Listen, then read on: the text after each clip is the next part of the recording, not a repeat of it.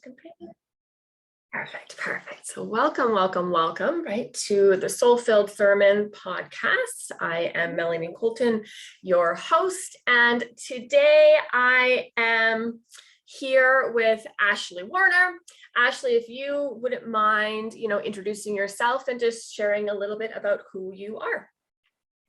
Okay. Hi, my name is Ashleah Warner. I'm from Red Deer, Alberta, Canada. Let's see.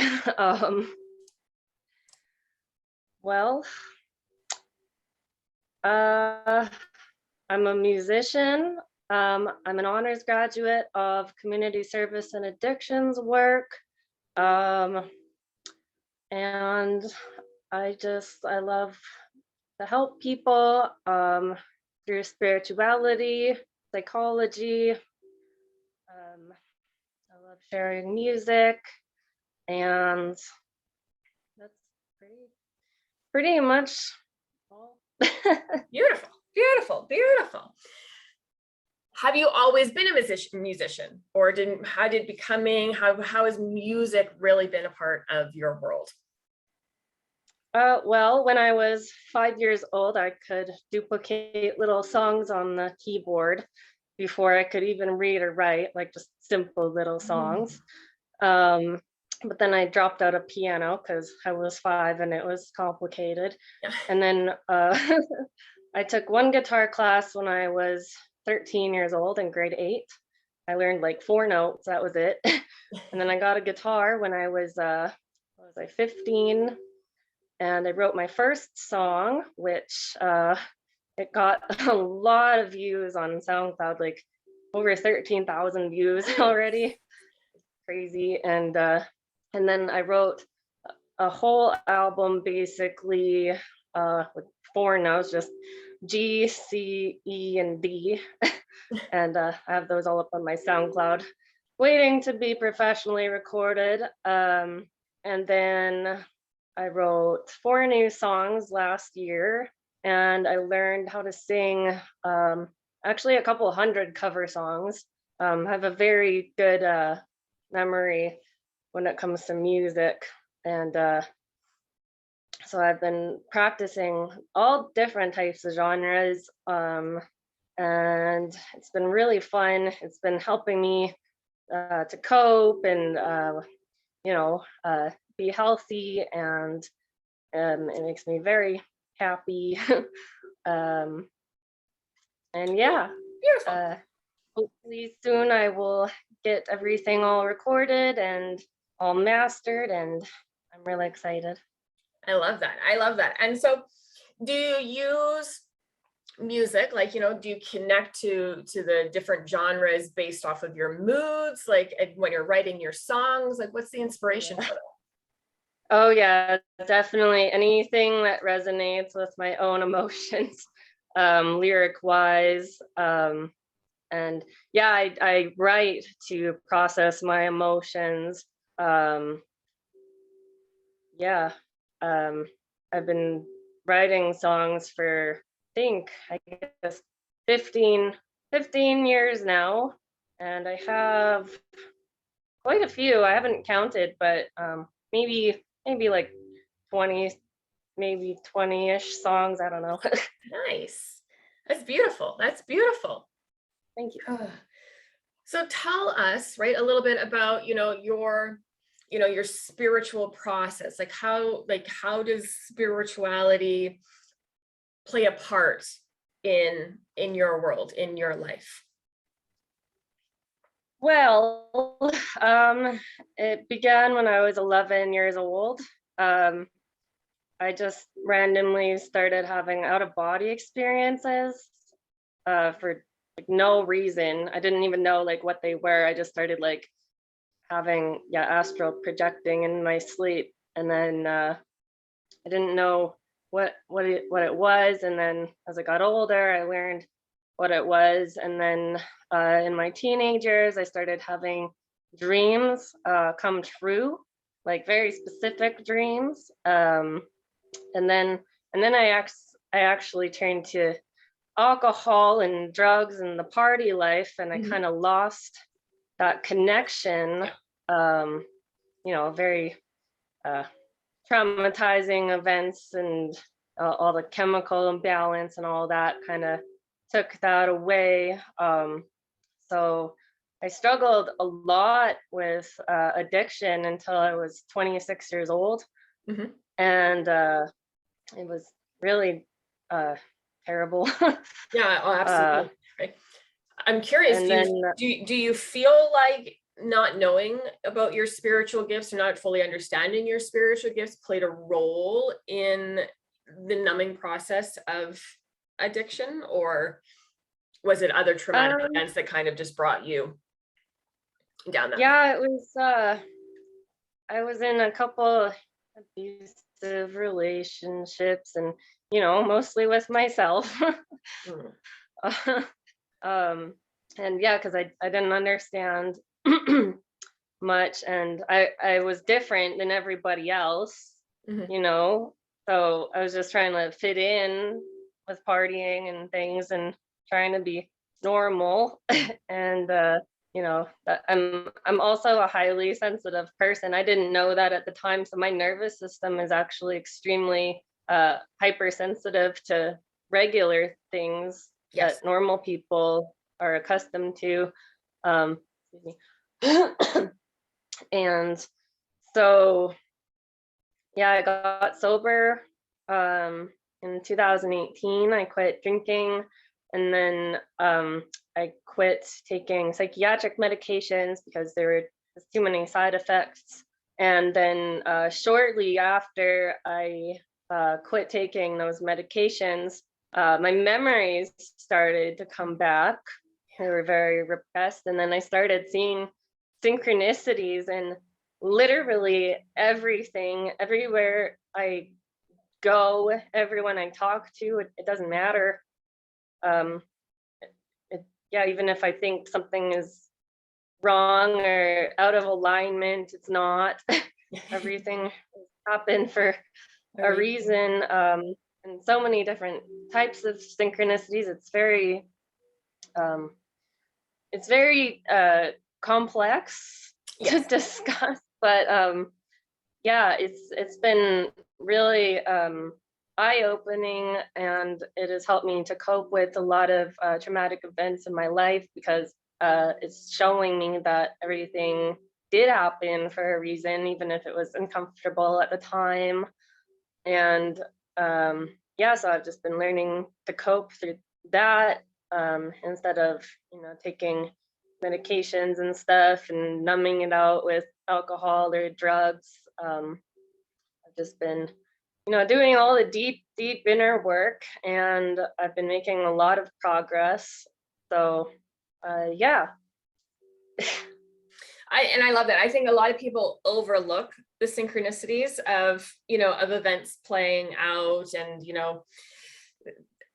to pure coincidence, or, a shot of luck, or, you know, and really overlook, how the universe has this divine plan, how we have a divine plan that, is meant to unfold in this aligned and divine timing. And I know, like you said, when we're going through things that are uncomfortable, it's hard to believe at that time that it's for our greatest good that we're going through something, pretty shitty or traumatic or, uncomfortable. But in hindsight, right, in retrospect, being able to look back and seeing, the lesson that we learned, or how it shifted our path, or how it connected us to something new, right? It always comes after the fact, but when we're actually going through it, it's very, very hard to really hold that faith of like, yeah. And spiritually, for people that are walking their path as well, when something starts to become like a little uncomfortable and it feels like it's pulling us off the path that we feel we're meant to be on, we often look like it's at a perspective of being out of alignment, that we're doing something wrong. So then we try and force and push to go back to where we think we're supposed to be, instead of really surrendering into the trust of the flow, that even though it's not really nice, it doesn't feel really good, it's not really how we expected it to unfold, it is in the divine timing of things exactly how it's meant to be. Absolutely. Love it. I totally agree. I totally see that in my day-to-day life. And it helps me now if I'm going through something. I'm like, okay, it's okay. It's supposed to be this way, even if it's uncomfortable. I try and look for the lesson in the pain instead of feeling victimized by it, because it's perspective that facilitates healing more than time. Looking inward, um, finding, yeah, the lesson in everything. Everything can be our teacher if we allow it to be. But I guess from a young age, a lot of us were taught to repress our emotions or to, you know, ignore them. We're taught that emotions are inconvenient, but emotions are extremely healthy. I mean, obviously, feeling them in excess can be an issue, but an emotional person is a healthy person. And, crying is extremely healthy, even if it's uncomfortable. And um, yeah, I've just been learning that it's okay to have feelings and to feel them in whatever means necessary. And yeah, I use music to for a healthy outlet instead of reacting to other people or situations. I channel it through the music and I transmute it, especially with my writing. I transmute the negative energy, the negative situations into something beautiful and positive, and something that I can be proud of, and make it feel like it's all worth it. And that's beautiful. And that's beautiful because, a lot of us repress our emotions, right? Because we don't know how to release them, right, in a healthy manner. It's something that we're actually not really taught, right? We're taught to suppress the emotions and not to release and not to feel them. And, it's almost like a fear of like, we have this conscious awareness that we have a lot of repressed emotion. So if we let a little bit out, we feel like we're going to lose control of ourselves to the emotion. So we just continue to repress and hold back and hold back and hold back. I, for one, I'm I'm not musically inclined at all, in that aspect, in the aspect of creation like you, but music is therapy, for me. It is a way to release the emotions. It's just like the heart and the soul goes out into, belting out the ballad in the car to my own ears and nobody else's, right? But it's a very, very therapeutic release again, but also like music to movement, right, to the vibrational healing aspect of, the tone and the sound, through the instruments that are used, right? They offer healing on a cellular level as well. Like it's such a beautiful therapy and a beautiful tool for emotional release. Yes, and that's because music and any creation really releases dopamine in the brain and other happy chemicals. So technically, it is a natural medication. Anything that releases happy chemicals in our brain can be considered a medication, in my opinion. Absolutely. And music is one of the most powerful tools to do that instantly on the spot, even if you're not hitting all the notes, it's still a release. It's still making you happy. It's still releasing all those happy chemicals. Like if I sing for a while very loud and then stop, I can feel like my hands tingling, like buzzing, like the energy is flowing through me. And yeah, it's very therapeutic. I love it. That's beautiful. That's beautiful. So tell us a little bit about, how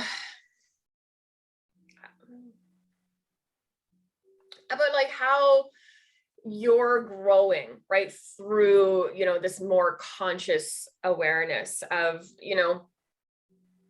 using the hindsight of, your traumas and your life and, your youth even your addiction. Like how has that, how can you look back at it now and use it as these powerful lessons? What are the most powerful lessons that you have been able to take from your journey so far? Well, I try and help other people. I run my own Facebook group, and so I'm always trying to express, stuff through there, talking about emotions and things like that. It helps me to process it, and it helps me to help others as well. I'm still recovering from all that. There hasn't been a lot of medical resources recently, but now I have some therapies in place. So I'm still healing. I'm still struggling a little.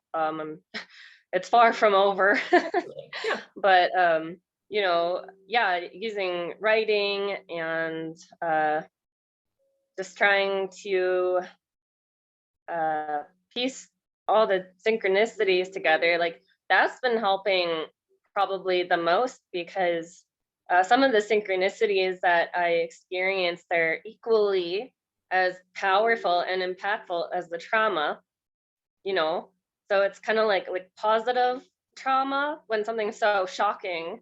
So it kind of like uh reverses the feelings in a way. It doesn't reverse the trauma, but it kind of takes the grief away. I think experiencing a very powerful synchronicity has the power to release happy chemicals in the brain as well. So I've just discovered this, and that has helped me probably more than anything, because it's so powerful. Some of the things that I see, and it's hard to explain. Some of them are extremely personal. There's a lot of personal details. A lot of people are involved. So it's hard to explain, kind of. And there's so many to talk about that. In order for me to remember them, they kind of have to be triggered by like a memory. Yeah. Yeah. So I don't know. It's hard to explain. But that's definitely been one of the biggest things that has helped, and me sharing this with other people. When I talk about the synchronicities, then other people start seeing them too, and then they could potentially use that in their own life as well.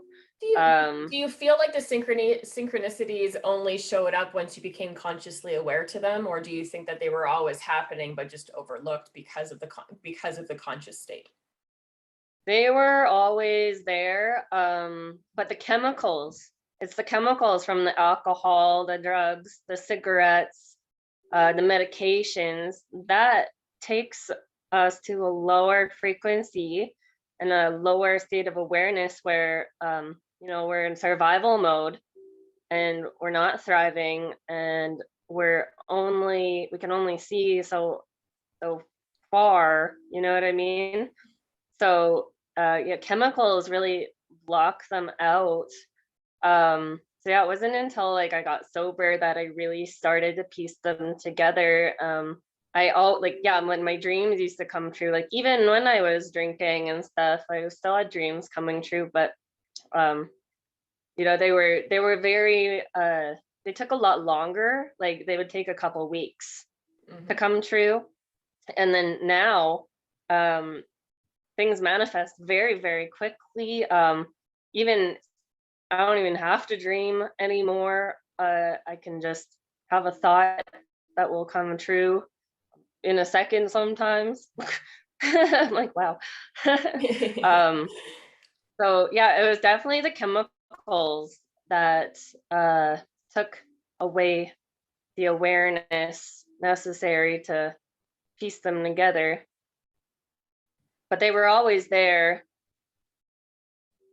So Now, yeah. if you could give like some advice or bring, a perspective shift, right, to somebody that was, that might be currently struggling, with an addiction or a depression, like, because anything that would put them on a medication that creates a numbing effect of, of chemicals in the brain for us to be processing things at, an optimum rate. I'm not going to say a normal rate or anything like that, but it's really just at an optimum, because everybody's normal in their own way. But what would you like? What kind of advice would you give to them? Just that it's okay to be sad. We're taught that being sad and depressed is an illness, and it can be, but also it's perfectly natural to feel sadness and depression, especially in a world that is sad and depressing. Medicating situational depression doesn't really work. Only really the medications only really work if there's an actual chemical imbalance within the brain. But in my case, my depression is very situational, so no amount of pills is going to stop events from occurring, you know. And yeah, I think that it's okay to feel sad, and I think more people need to understand that and accept it, and still get help. I mean, there's so many different things we can do to cope, and for me personally, changing my diet was the biggest thing. Avoiding processed foods. I really struggled with eating for a long time, eating a lot of processed foods, and that was destroying my mental and physical health, because it was damaging my immune system. It was damaging my nervous system. And it wasn't until I started avoiding processed food at all costs and eating as organically as possible that I began to be stable enough to manage things as they arose, instead of crashing like last year when I was eating junk food all the time and something bad would happen. My body would just shut down as a trauma response. Like I would go fully catatonic. I would have to take medication for it. I couldn't handle it. And then as soon as I started eating healthy, it got much less intense. Like, yes, I still have feelings and emotions, but I haven't like crashed quite the same since. And, it's still a big healing process, because I only started really eating organic about 3.5 months ago. And I still keep trying to have snacks from packages when they say organic on them, because I love snacks. And even still, those things cause me issues. So when I avoid all that stuff at all costs and just eat whole foods like meat, fish, potatoes, rice, vegetables, fruits, and coconut yogurt for smoothies as opposed to dairy, I don't have any symptoms. But if I try and have any sugar or any salt, or if I accidentally, have any of it, because I have been avoiding it, but it's in everything, all my symptoms return. My mood is just terrible. My skin breaks out. I'm depressed. It's so powerful, the effects of sugar and salt. I can't even believe, like, I just had 2 pancakes last week with sugar in it by accident, and it just completely threw me out of commission for an entire week. And I'm finally feeling a bit better today, but yeah, I just have to avoid that stuff. And I think a lot of people are affected by that and don't realize it, because like they're not as sensitive, and the symptoms aren't very obvious. But I think that a lot of people would benefit from avoiding chemicals in food and in soaps, and just in general. Chemicals are just so harmful. They're in everything. I'm so traumatized going into grocery stores and convenience stores because just I can't have any of it because all of it is just full of so many chemicals and even organic stuff. If you look at the labels, there's still regular salt and regular sugar and like so much organic food. So it's still not safe for me to eat. And I don't think that it's very organic if it has regular salt and regular sugar in it. But anyways, yeah, that has helped so much. And just avoiding caffeine. Too, I switched to decaf because again, I'm actually intolerant to every single substance that is reactive within the nervous system. Like I'm absolutely intolerant to alcohol, cigarettes, drugs. Like I was always hypersensitive to those things. I was always like the dumb drunk. And like I always thought it was because something was wrong with me, but I didn't know I was a highly sensitive person. And now I'm completely intolerant to food, caffeine. So it's kind of like I didn't have a choice but to revert to the healthy lifestyle because my body physically won't allow those things in my body anymore. And I'm glad it's happening because it's giving me the motivation to change and to be healthy. Otherwise, I would probably still eat a lot of junk food and I would experience other, you know, illnesses probably in the future. But now that I'm taking care of it at 31 years old as opposed to 50 years old, I think I really have a chance at recovering and actually living a happy life after struggling so hard all these years. So I'm really excited for my health once it actually starts, working. Like I said, it's only been 3.5 months so far, and I keep accidentally eating sugar.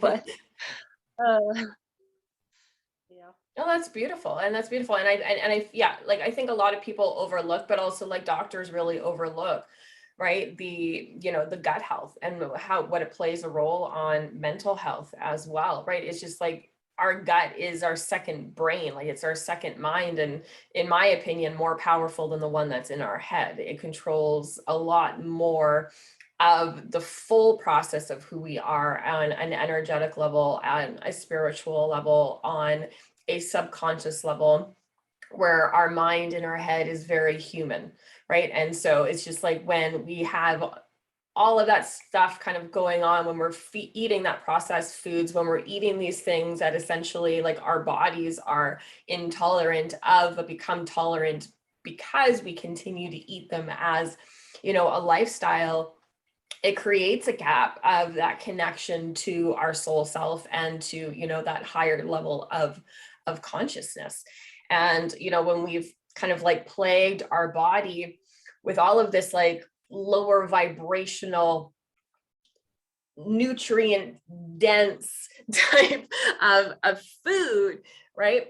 When we're coming into that healing process, right? It's not, baby steps are no longer really tangible, right? We've got to go full into to give ourselves that full refresh, that full restart, right? And you're right, like, the rule of thumb is like when you go into the grocery store, you shop the perimeter, right? You only shop the outside aisles of a grocery store. You never go into the inside, because when you're inside is just the process. Inside is everything that's in packages. Outside is everything that's fresh, right? So it's interesting that you say that. Yeah, it's pretty disturbing how every single thing on the shelf is pretty much filled with chemicals, and you have to even be careful with produce and how it's grown. Like even some vegetables are very toxic to the body because of how they're grown. So people are buying vegetables thinking they're getting healthy, and they're maybe getting sick from the vegetables even because of all the pesticides and whatever else, I don't know. There's just so much stuff. And, like in Europe, a lot of these things in North America are banned because of the toxicity to the human body. Um, you know, so I think they should ban all that stuff in North America to give people a chance at health because and then like the thing is that the unhealthy stuff is so much cheaper and that's what people can afford, so they're going to reach for the cheaper stuff to save some money, which is what I was doing. And that's really not fair for people who don't have a lot of money or who have big families to feed.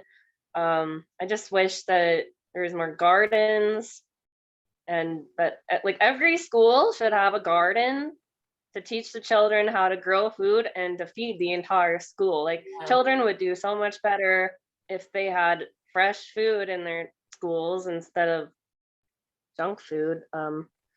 Pretty sad actually how even children's cereal is filled with chemicals and things, and all candy and they make it look so cute and fun in the advertisements, and it just every time I see an advertisement for something like that, it looks so fun and great. I just want to cry because they're convincing people that it's okay. And I mean, in moderation, sure, but sugar can be more addictive than opiates for some people. Yes. Me, definitely. When I opened the bag of candy in the past, I couldn't put it down until it was done. So I can definitely see that. I really pray for a future of actual nutrition and health and preventative measures instead of trying to fix diseases once they've already occurred, because it's much easier to prevent an illness than it is to fix one. And the same amount of effort no, you know what? I think less effort goes into prevention than fixing something like cancer, for example. Yes. Yes. I think there's a lot less effort that goes into prevention, and I really pray that someday that becomes a reality here in North America, because it's so heartbreaking to watch everyone suffer unnecessarily and to save money. Well, it is. It's really the simplicity of food, right? Like the convenience, right? We're in a society that is in that go, go, go, go, go nature. And so we are just grabbing stuff that is convenient, that makes life more simple for us without really thinking of the consequences of always, like taking the fast track or cutting corners to get this simple, easy food into our body, not really understanding that there is a price to pay for going for paying less, for buying based on a budget. And it's nothing against the people shopping that are on a budget, because it really is a government thing, right? It should be government regulated, that the staples, right? The fruits, the vegetables, the meats, the potatoes, right, are more easily accessible than these overly saturated, lack of nutrition, type of foods. Yeah. I really wish that wasn't the case. Because that's what destroys people's immune systems at the end of the day, is all the chemicals and stuff. And if they want to protect people and keep them from getting sick, then maybe they should take the poison out of the food. Well, and that's it. A healthy diet is really a staple to so much. It truly is, right? When we eat healthy, when we're good to our body, right, it helps us in the health aspect of, fighting against, preventative measures of disease, of illness, boosting our immune system, but also like energetically, when we're eating healthier, or when we're giving our body the nutrients that it actually needs to be, in its most powerful, protective state, we have more energy to get things done, right? As well as, mentally, right? When we're eating healthy, when we're eating foods that again are good for us, right? It creates that balance of flora, the microbiome in our guts that helps to create the stability of, those firing neutrons within our brain, those neurotransmitters to continue to be sparking and connecting at the rate that they're meant to.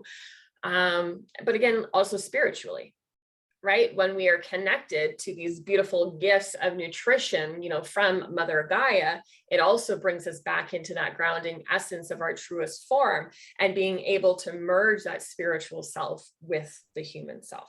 So it really is like, it's something that's very, very overlooked in society because we would rather go the simple route than really, but I think it happens that choice is made because we really overlook and we really downplay the power that comes from our physical form, from a healthy, balanced, and strong physical vessel. Yeah, and it's hard when, we're convinced that these things are safe because people just think it's normal to eat stuff like that, and they think it's safe and it doesn't have a negative effect because of the advertising that makes it look so fun and desirable and great, especially alcohol. I've been noticing advertisements for alcohol that do not at all portray the reality of alcoholism.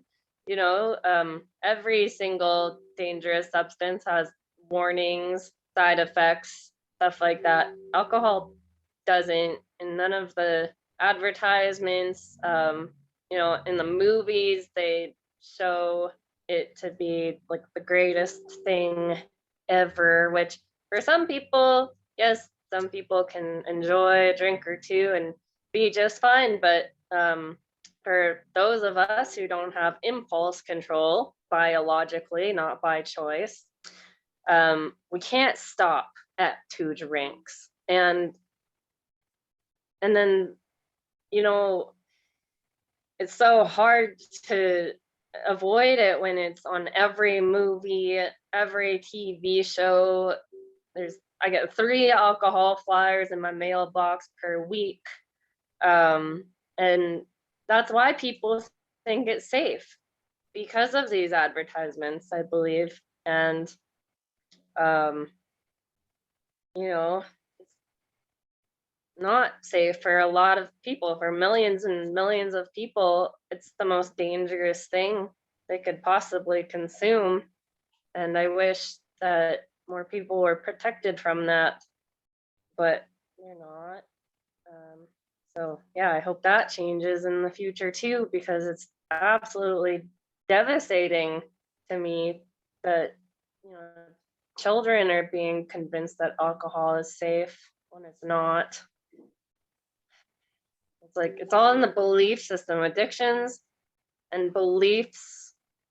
Like, yeah. That's what it was for me, is when I believed that alcohol was actually causing me damage. When I finally got diagnosed with pancreatitis and learned the truth, that's when I quit.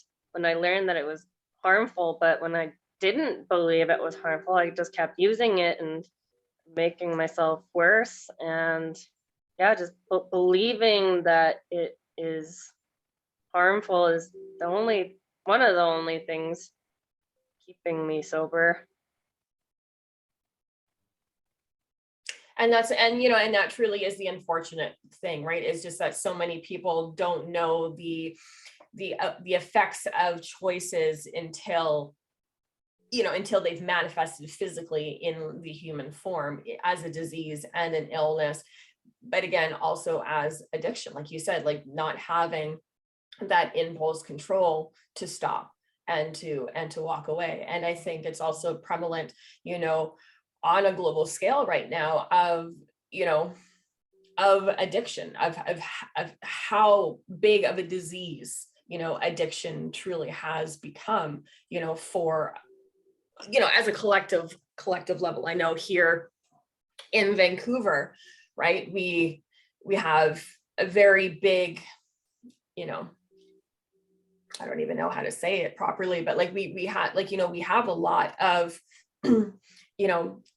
addiction, mental illness, creating, havoc and disrupting people's lives, and, the overdoses and the deaths and everything that just seems to have been amplified like 1,000 times since the beginning of COVID. I think a lot of people go inwards, during this isolation time to find out that they really aren't comfortable just being with themselves, or aren't comfortable with who they actually are, or, aren't ready to face the demons, on the inside. And they lean into this escapism of alcohol, of drugs, of sex, of there's so many things for, food, so many things that can be addictive, depending on the different personalities and the chemical makeup of a person, right? But it's just like the addictions worldwide is a huge global epidemic. And I think it really does, deserve a really good conscious conversation on a collective level of like, why, right? Like why are so many people, right, being lost into the world of addiction? Yeah, because we were never taught how to process our emotions. We were just taught, things that are kind of irrelevant, in school. I mean, some things are relevant, obviously, but they could have been more adamant with teaching people how to deal with their emotions and traumas, especially, because a lot of people just start using alcohol and drugs just for fun because, they think it's fun, and they think that it's fine, and it is until something traumatic happens. And then that's when things get really complicated and spiral, is because then they just use it to cope with trauma instead. I did, Mhm. And it just made everything worse, uh, considerably worse, and creates more trauma. Yeah, it was just a big spiral. And yeah, it definitely has to do with not knowing how to manage emotions and trauma. And traumas are still gonna occur in sobriety, but at least now I'm strong enough to deal with things, because my body is in a more organic state to do so, and my nervous system is clear of reactive substances. So instead of me reacting to situations or people, I'm able to deal with it on my own and not create more trauma and drama. And I can, channel it in the music instead.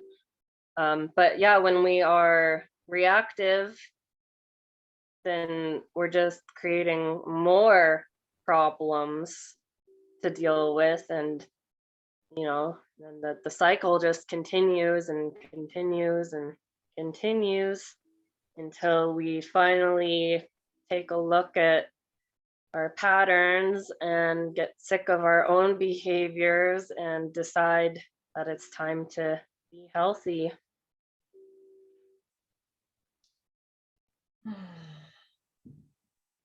Yes.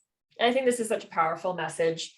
And I'm so grateful for you for being here today and just sharing, your story, your wisdom, your insight, your perspective with us. Like, your vulnerability and your realness is just truly, truly appreciated. And I just want to, extend my gratitude for you for being here and, being a guest on, the Soulfilled Sermon podcast today. I would just like to give you a chance to share with everyone how they can come into your world, how they can connect with you, how they can work with you. What's going on? Okay. Well, I do run a Facebook group, like I said. So that's a good way to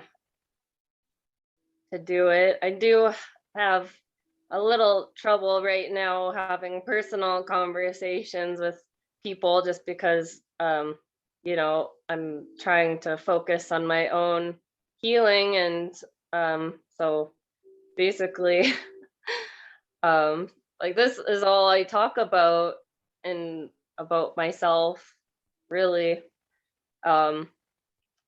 because this is consuming my entire life at the moment. So I created a Facebook group so I could kind of have one platform to just, be able to share once, and then have, people be able to respond in one place as opposed to scattered, because it's overwhelming for me to have a lot of conversations at one time. It takes away from my ability for self-care, which is really important to me right now. So yeah, right now, the best way would be through my Facebook group. And once I actually heal from all of these symptoms, then I will be much more communicative and stuff like that. And yeah, I can share the link for my Facebook group somewhere. I don't know. Yeah, Maybe so on your for the podcast, the link will be in the bio for this particular episode, and then Okay. yeah, you can share it into the Facebook group when this recording is live there. But if you wanted to just share your name for anybody that just happens to be kind of like listening, what's the name of the Facebook group? Oh, it's called Quantum Magic. Beautiful, beautiful. Yes, because I love quantum physics, and I talk a lot about emotions in there, because our emotional state is what drives our own personal quantum fields. So, by being positive, we manifest more stuff, and yeah, I love my group. Every member in there is so supportive and lovely, and everyone's always sharing such great content. And I'm always trying to teach and learn, and just be a support for people. Beautiful, beautiful. So as we wrap up, is there anything that you would like to share? Any words of inspiration or anything that you would just like to kind of leave us as a little parting gift? Everyone is beautiful. Everyone is valid. Everyone is worthy, no matter what. I think we're all on our own unique journeys, and it's okay to feel sad. It's okay to feel angry sometimes, even, as long as we're not hurting anyone in the process. Sometimes being positive means just honoring our emotions as they arise, even if they're negative emotions. And being positive is what will align us with our desired realities. Eventually, it takes time. It's like an exercise, like anything else. You have to practice every single day, not being reactive to our triggers, like being responsive to them, yes, but just trying not to get angry at them, just trying to learn from our triggers and emotions so that we can grow and heal. Because, yeah, like I said before, the only way to heal is to have perspective and to look within and try and find the beauty in everything, even if it's uncomfortable. Mm. That's beautiful. Beautiful, beautiful, beautiful. So I just want to thank you once again for just being here.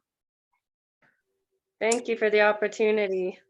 And to everybody listening, to anybody watching, just continuing to send you so much love and light until the next time. Thank you. Welcome.